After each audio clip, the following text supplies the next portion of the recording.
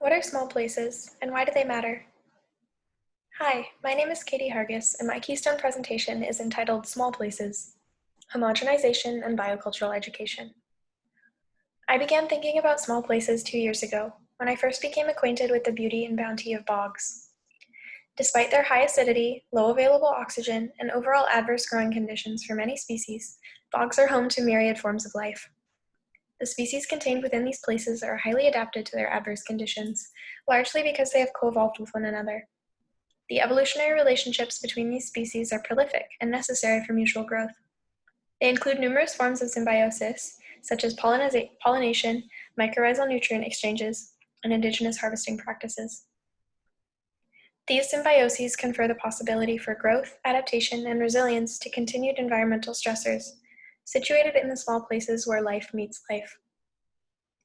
These relations inspired the photo you see here, taken in a bog in Whistler 2 Octobers ago. The whole frame is about 3 inches wide and features 2 symbiotic species, a bog cranberry and a young Locaria mushroom, likely sharing nutrients through the connection of roots and fungal mycelium. I show this photo here because it was these types of mycorrhizal interactions that first got me thinking about small places. Furthermore, for me, photography serves as a passionate reminder to seek out the small places, small interactions, and small forms of life that constitute our world. A pursuit of these places becomes increasingly important amidst the spread of complex, multiscalar, and multidimensional problems. These wicked problems, a term coined by Riddle and Weber in 1973, include climate change impacts, food and agricultural insecurity, land and habitat degradation, industrial labor and slavery, and violence against marginalized communities, including indigenous peoples. The pure extent of these problems tends to result in the overlooking of small places, despite that we rely on these as sites of growth, diversity, and resilience to the rapid levels of change that characterize our era. To fight for a focus on small place, the importance of which I will articulate more in depth later in this presentation, it is important to address the causal factors and forces that suppress the relevance of small places today. This begins at an acknowledgement that dominant strategies for combating these vastly distributed wicked problems include monoculture, corporate development, urban sprawl, and industrialization. The general result of these strategies is homogenization, or simplification through sameness.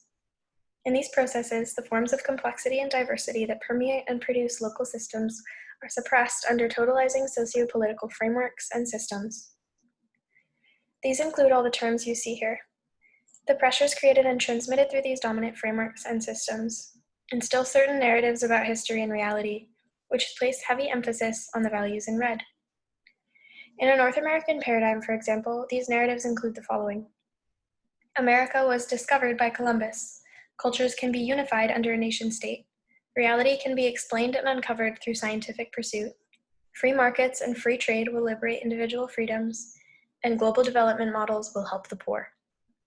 These narratives of history and reality are intimately connected with the types of simplification through sameness discussed previously. Collectively, they represent what I call the big picture mentality, in which diversity of experience, place, time, and our uniquely situated lives as human beings have no meaning. The big picture mentality is also transferred through education.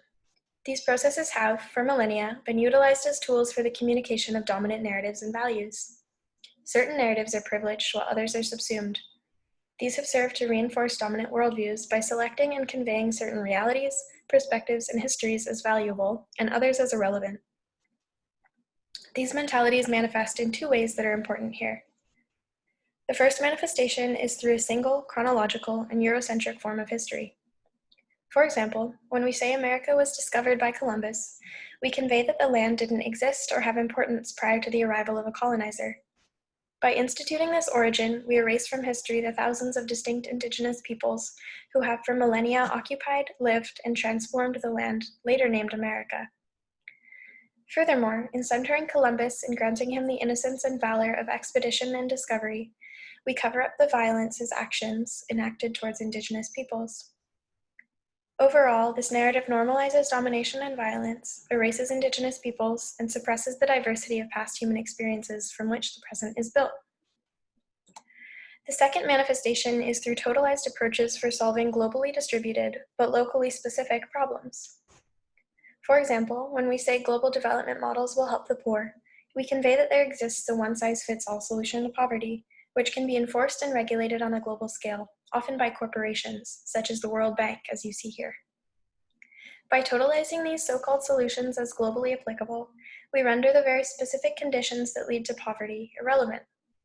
Furthermore, by locating the solution to poverty in the hands of corporations, we fail to address the fact that poverty is actually caused by the same dominating frameworks and systems that facilitate corporate control, including capitalism and neoliberalism. Surprisingly, attempting to solve the problems domination has caused in the past with yet more domination doesn't work particularly well. Overall, this totalized perception of poverty normalizes domination, erases the situated dimensions of poverty, and suppresses the diversity of local solutions. As a result of Eurocentric histories and totalized approaches for solving widespread problems, educational narratives and our realities become disconnected and uprooted from the specificity of local contexts. These narratives and realities directly influence the ways in which we interact with the world, and often serve as justification for processes that simplify through sameness, including monoculture, urban sprawl, or industrialization. The ultimate effect is that all realms of local diversity are subsumed under the cycle, rinse, spin, repeat of domination. However, as touched upon previously, it is the myriad forms of diversity found in local zones of life and reality that confer our ability to grow, problem solve, and adapt to global wicked problems. It is in these small places that resistance to simplification and big picture mentalities can occur. But how? What is the role of diversity in resistance, and what is the importance of small places? The key to these questions is the notion of resilience. It is documented across numerous disciplines, including evolutionary biology, cultural studies, and ecology, that diversity, both cultural and ecological, is the raw material for evolution, without which society will be unable to adapt to ever-changing conditions. As the raw material for evolution, diversity is also directly correlated with the capacity of systems to maintain resilience, defined as a dynamic process of maintaining positive adaptation and effective coping strategies in the face of adversity. With the rapid global spread of wicked problems, the capacity of local systems to cultivate diversity and resilience becomes increasingly vital. Indeed, all forms of diversity are connected to the particularities of locality. Diversity is a function of things that, for historical or evolutionary reasons, exist in small places, or in various configurations in those small places. Over the years, ecologists have shifted from thinking about resilience as a return to a stable state or an equilibrium, to thinking about resilience as an ability to transform in response to change, with an emphasis on maintaining crucial relationships.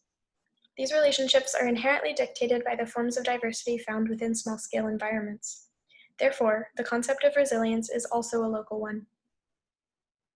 Thus, as numerous scholars in socio-ecological and political fields alike identify, it is possible to reject the totalizing lenses of the big picture mentality and to fight the problems they cause through renewed focus on the local forms of diversity and resilience that emerge in the small places. This focus is particularly important in education due to the heavy impact of dominant and totalizing narratives on what children are taught and how they later shape the world around them. These processes are cemented through the formation and communication of curricula. In general, curricula can be considered a broad category to describe a planned sequence of educational experience, determining what, how, and in which ways children are taught. Curricula incorporate all the contexts you see here, including both educational content and methodology. Modern forms of curricula tend to normalize certain types of content and methodology that replicate the big picture mentality, including through standardized assessment, career-focused subjects, and classroom-based learning. These cyclically restrict children from connecting with their personal experiences and abilities, their local environments, and communities. This disconnection runs at the heart of most traditional forms of education and leaves children isolated and alone amidst totalizing and disaster-ridden narratives. Despite these flaws in education, a recognition of small places and the resilience they convey has been reflected in areas of sociology and ecology by the growth of biocultural diversity, a concept used to explain the synergies between cultural and biological systems, particularly in indigenous territories. Specifically, the term refers to the diversity of life in all its manifestations, biological, cultural, and linguistic, which are interrelated and co-evolved within a complex socio-ecological adaptive system, such as those which characterize this era. Biocultural diversity is also premised on the notion that cultures with long-standing and close relations with a particular ecological locale generate and are generated by the diversity that occurs in these small places. Cultures with long-standing and close relations include indigenous communities across the globe. These relationships are thought to form the basis of resilience within complex socio-ecological adaptive systems, and are key in combating the simplification through sameness that occurs throughout these systems. By recentering the places, experiences, and peoples oppressed and erased through dominant narratives and histories, biocultural diversity as a framework can help resist homogenization.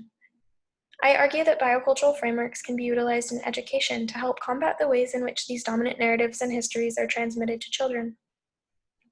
These forms of education must first and foremost seek to cultivate relations with local landscapes and communities. Relationships with Indigenous communities are particularly vital in these contexts in order to recenter suppressed forms of narrative, history, and interaction, and to actively resist the continued violence and control transmitted through dominant systems and modes of education. Also vital in these processes are relationships with land, which help ground and contextualize learning in the small pieces of earth that confer all local life the ability to grow and adapt. There are many ways through which to apply these forms of biocultural education, one of which is through gardening. Indeed, at small scales, gardens represent profoundly significant cultural sites in which a variety of land and community relations can be cultivated. These can transmit and propagate resistant narratives, contribute to understandings of local small places, and diversify children's relations with local food, all of which assist in the development of biocultural diversity and resilience. The photo you see here was taken this past fall at a local longhouse, where elementary school students and Indigenous community members planted traditionally harvested species, such as yarrow, camas, and nodding onion. Interaction with these garden spaces also enables children to nurture their own forms of connection to place, or place attachment.